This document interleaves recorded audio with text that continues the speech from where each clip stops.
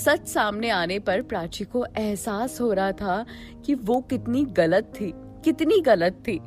वो जो अमन रायजादा को इतना बुरा इंसान समझ रही थी, वो इंसान जो सिर्फ उसी के लिए जीता था, वो उसी पर कितने गंदे गंदे इल्जाम लगा रही थी, आज उसे पता चल रहा था और अपनी गलती का एहसास भी बखूबी हो रहा था। उसने कभी नहीं सोचा था कि सच ऐसे निकल के उसके सामने आएगा। उसे तो हमेशा से यही लगता था कि अमन और पूजा की शादी हो गई है और इसीलिए वो अमन को भूलने के लिए यहाँ से वापस इंदौर जा रही थी। पर उसे क्या पता था किस्मत उसे फिर एक बार रोक लेगी। जितनी बार भी वो यहाँ से जाने की कोशिश करती थी, बार बार किस्मत रोक लेती थी और आज फिर से किस्मत ने उसे रोक लिया था।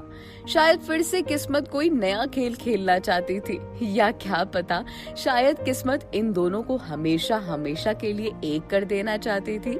ये सब तो ऊपर वाला ही जानता था। बस प्राची के हाथ में कुछ था तो केवल कोशिश करना। अब वो हर तरीके से अमन को समझाना चाहती थी। कुछ भी हो जाए वो अमन को आयशा से शादी करने से रोकना चाहती थी। वैसे भी उसमें बहुत हिम्मत थी, वो बहुत बहादुर लड़की थी और आज वही बहादुरी उसे अपने प्यार को हासिल करने में लगानी थी।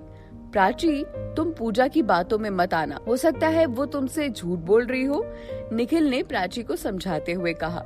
नहीं निखिल, अब पूजा झूठ नहीं बोल रही है, मुझे सच और झूठ का पता लगाना आता है। पूजा ने जिस हाल में ये दर्द बयां किया है मैं समझ सकती हूँ और मैं अमन को कैसे भी करके आयशा से शादी करने से रोक लूंगी। तुम्हें लगता है ऐसा होगा? अमन तुमसे नफरत करता है, वो तुम्हारी एक भी बात नहीं सुनेगा। आरव ने भी निखिल का साथ देते हुए कहा। अमन को मेरी बात सुननी होगी, हर हाल में उसे मेरी बात सुननी होगी और उससे सुनना होगा।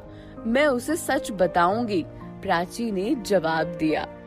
तो फिर अमन तो कल ही हमारी मानसी के गेट टुगेदर में आ रहा है, तो फिर कल ही उसे समझा देना तुम, मधु ने प्राची को देखकर कहा। कोशिश करूंगी पर शायद ही वो सबके बीच मेरी सुनेगा, वरना फिर मैं उसे अकेले में समझाऊंगी। ये कहकर प्राची वहाँ से चली गई।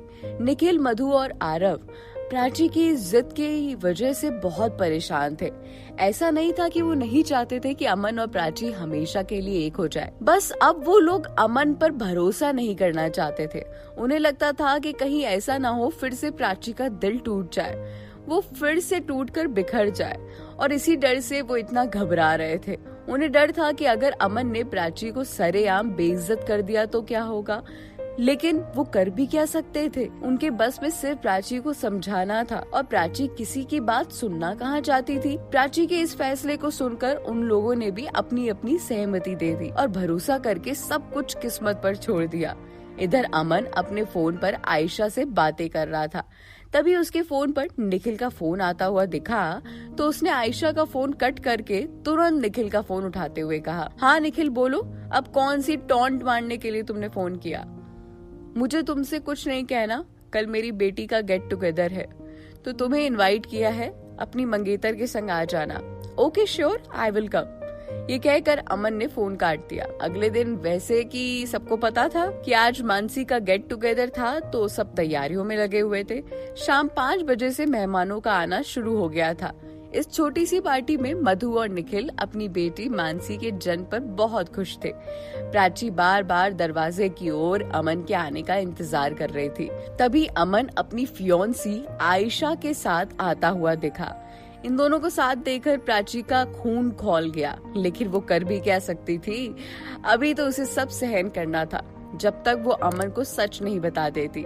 उसे आयशा और अमन को साथ देखना मंजूर करना ही था। पर क्या लगता था, क्या अमन प्राची की बात सुनने वाला था? वो प्राची से इतनी नफरत करता था कि प्राची उसके पास आकर कुछ भी कहती थी तो उस पर वो यकीन ही नहीं करने वाला था। इन दोनों को आता देख प्राची ने दोनों की तरफ हाथ जोड़कर नमस्ते कहते हुए उनका वेलकम किया तो अमन एटीट्यूड में प्राची की तरफ देखकर थैंक यू बोला और आयशा का हाथ पकड़कर उसे अंदर ले गया। निखिल और मधु ये सब देख रहे थे पर वो कुछ नहीं कर सकते थे। मेहमानों के आने के बाद पार्टी स्टार्ट हो गई थी। मधु की बेटी प्राची और निखिल ने मिलकर छोटा सा एक केक काटा और फिर सब मिलकर पार्टी एंजॉय करने लगे।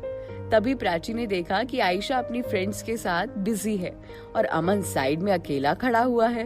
वो मौके का फायदा उठाकर अमन के पास जाकर बोली, मुझे आपसे कुछ जरूरी बात करनी है। ये सुनकर अमन प्राची की तरफ गुस्से में देखकर बोला, पर मुझे आपसे कोई बात नहीं करनी है, प्लीज समझने की कोशिश कीजिए, कुछ इम्पोर्टेंट बात है। तो मिस प्राची, इम्पोर्टेंट बातें हम ऑफिस में, मीटिंग रूम में और शोरूम में करते हैं, यहाँ पार्टी में तो कोई इम्पोर्टेंट बातें नहीं होती है। ये सुनकर प्राची अमन की तरफ देखते हुए बोली, प्लीज एक बार मेरी बात सुन लीजिए। प्राची को अमन के साथ देखकर आयशा वहाँ से आ गई और प्राची की ओर देखकर बोली, जो भी बात करनी है मेरे सामने करो, अब हम दोनों के बीच कुछ भी पर्सनल नहीं है, तो आपको जो भी कहना है मेरे सामने कहना है। आयशा प्लीज तुम बीच में मत बोलो, मुझे 2 मिनट दे दो अमन के साथ, मैं 2 मिनट से ज्यादा नहीं लूंगी।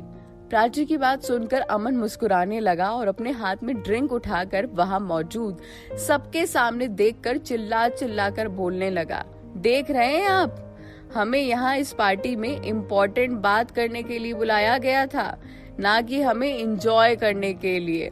अच्छा बहाना था प्राची हमें यहाँ पार्टी में बुलाकर बेइज्जत करने का। आपको और कोई तरीका नहीं नजर आया तो आपने यही अपना लिया। वैसे तो आप बहुत बदतमीज और गिरी हुई लड़की हैं, जो एक नहीं 4-4 लड़कों को एक साथ रखना पसंद करती हैं, और ऊपर से जब अपना मन नहीं भरा तो अपने होने वाले पति आरव के साथ तो आप मुझ पर भी डोरे डालने लगी। अमन के कहे ये शब्द प्राची के कलेजे को जाकर लगे थे। उसने कभी नहीं सोचा था कि अमन इतना कड़वा बोलेगा। ये अमन के शब्द नहीं थे, ये तो आयशा उससे बुलवा रही थी। उसने अमन के अंदर इतना जहर जो घोल दिया था कि अमन की जुबान से अब प्राची के लिए जहर के अलावा कुछ नहीं निकलता था। अमन की ये कड़वी बातें सुनकर आरव अमन के पास आकर बोला, अमन अब तुम अपनी लिमिट क्रॉस कर रहे हो, अब आगे क्या होता है, इस पार्टी में कितना हंगामा होना बाकी है, ये जानने के लिए आपको अगला एपिसोड का इंतजार करना पड़ेगा। ये एपिसोड कैसा लगा नीचे कमेंट करके बताइए।